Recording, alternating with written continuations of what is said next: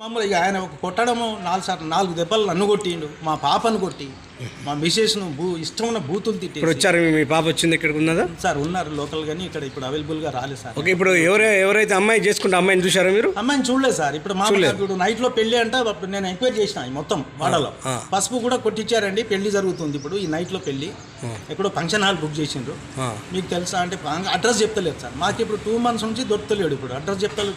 వాళ్ళు కూడా వారంటీ చేతులు పట్టుకొని తిరుగుతున్నారు. అట్ట దొరుకుతలేడు. నానా రకాల ఇబ్బంది పెడుతున్నారు సార్. మేము రాత్రే పోచారం టౌన్లో అప్లికేషన్ పెట్టినాం సార్. ఇట్లా రెండో పెళ్లి చేసుకుంటాం, కంప్లీట్ ఇచ్చాం సార్. రెండో పెళ్లి చేసుకుంటున్నాడు, దయచేసి ఆపండి అని. ఈయన చేసినవి సార్ చాలా దారుణంగా ఉన్నాయి సార్.